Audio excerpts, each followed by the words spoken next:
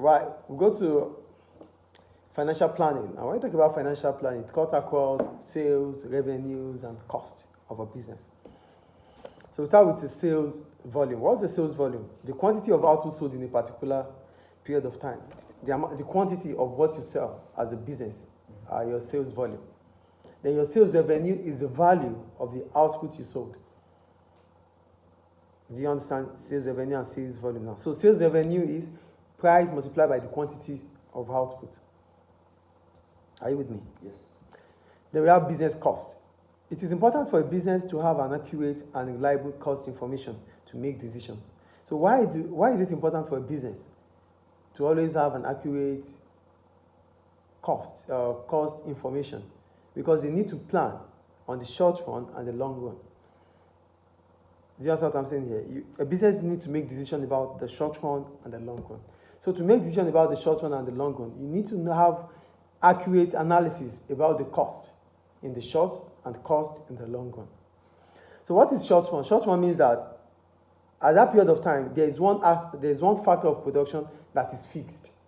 Maybe land, maybe labor, maybe capital or entrepreneurs. One is free, is fixed at that period of time.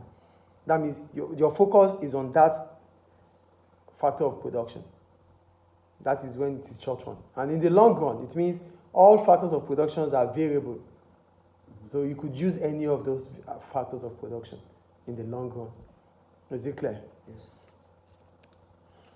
Then we go on to types of cost. We have fixed cost, FC, variable cost, VC, average variable cost, AVC, then we have total cost, TC. So we start with fixed cost. So what are fixed costs? These are costs that does not change, even if the level of output changes. So nothing happens to those costs. They have to be incurred, irrespective of your output. That's why we call it fixed cost. Examples are rent, the cost of rent, the salary, cost of equipment, machinery, factory building. These things are fixed cost. Is it clear? Then we have variable cost.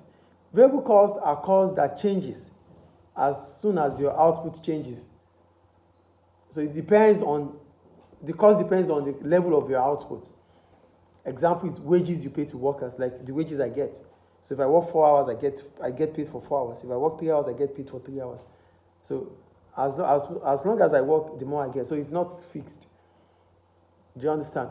Cost of raw materials. It depends on the quantity of raw materials you buy that you pay for. Is it clear? Even fuel, you pay for them, right? Yeah. Then we have total cost. For total cost is the sum of your variable cost and your fixed cost. So TC is FC plus VC. Is it clear? Yes. Then we have average cost or unit cost. So average cost is total cost divided by your output. So it is the cost per unit of the output. Is it clear? The unit of the production. Then we go to profit and loss. What is profit? Profit is the difference between the revenue and the cost. So profit is TR minus TC. And TR is what? PQ. Price times quantity. That's total revenue. And TC is FC plus VC. So that means profit is PQ minus FC plus VC. Is it clear, please? Yeah. So how does a business improve sales volume? That means the quantity of output you sell. How do you improve it? Number one, through advertisements. So when you advertise your business, it changes the mindset of customers. It influences their purchasing ability. So because you have advertised the product, and if your advert is successful, it will change customers' perception about the product. They might buy more. Then the volume increases. Is it clear? Yeah. So, promotion. Try to give different kind of methods of promotion, like buy one, get one free, trade discounts, free gift, sponsorship. In all these things, you might increase the volume of your sales. Is it clear? Yes. The third one, improved targeting. So the kind of customers you sell to. So why can't you as a business focus on customers that that you are sure will buy your product. Don't focus on customers that might not buy. Focus on those ones that you know that could buy your product. That could increase your sales. So here I wrote, businesses may increase sales if they aimed more accurately at the people who are most likely to purchase the product. So put the effort of your advertisement, your promotion effort, put it on those that are likely to buy your product. Don't generalize it. By doing that, you might get more revenue or more volume in terms of sales. Are you getting it? Extend product range. If you produce like the iPhone, the Apple, there's iPhone X, there's iPhone X Max, and the rest. Extend the product range. You could increase your revenue. Do you understand what product range is here now? The next one, extend distribution networks. Your channel of distribution. If you only distribute to retailers, try to distribute to wholesalers. Try to distribute to agents. Try to extend those that sell your products. Extend those that you give your products to. Do you understand what I'm saying here? You know, we have channel of distribution where the product passes from the producer to the consumer. Extend those links that your product passes through. That could also increase the sales of your business, of your product.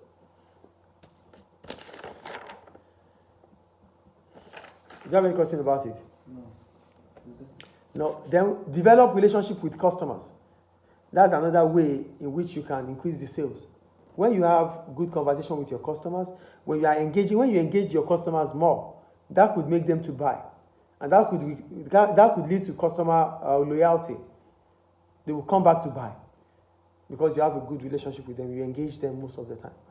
Is it clear? Yes. So now that we've talked about improving sales, how can we improve sales revenue? They are interwoven. The link is almost the same, but they are not the same. Increasing sales is different from increasing sales volume is different from increasing sales revenue. When you're increasing sales revenue, we're talking about the return, the sales returns, the amount of money you make from the sales of the product. That's what we're talking about. How can you increase this? One, changing price. So when you talk about changing price, it means you can increase the price of the product to increase revenue, and you can also reduce the price of the product to increase revenue. Mm-hmm. So what are those prices that you can increase? What will make a business increase the price of its product and still increase revenue? It means that the product is price inelastic. So if the product you are selling if the demand for the product is price inelastic, that means from above is 0.5. That means whatever you sell, the prices will increase. So that means whatever the price increases to, there will not be significant change in the quantity demanded. You understand what I'm saying here? Mm-hmm. Because the demand for your product is price inelastic, it means that you can increase the price. At the same time, your revenue will increase. Because there's no significant change in the quantity demanded as a result of a change in price. But also you can lower your price to increase your revenue. How do you do that? You do that to products that are price elastic. Mm-hmm. Do you understand what price elastic means? That means there's a significant change in the quantity demanded as a result of a change in price. Yes. So those products that are price elastic, you need to reduce their price. You need to reduce their prices to increase your revenue. Is it clear? Yes. Then the last one, adding complementary service or products. So encourage customers to buy the complement of those products. Like Apple, what Apple used to do, you buy the phone separately, you buy the AirPods separately, you buy this, that will also increase revenue. So sell complementary products to the core products. That could increase your revenue. So when they buy your products, they need to buy the complements. So in this way, you can increase the revenue of your business. Any question about it? No.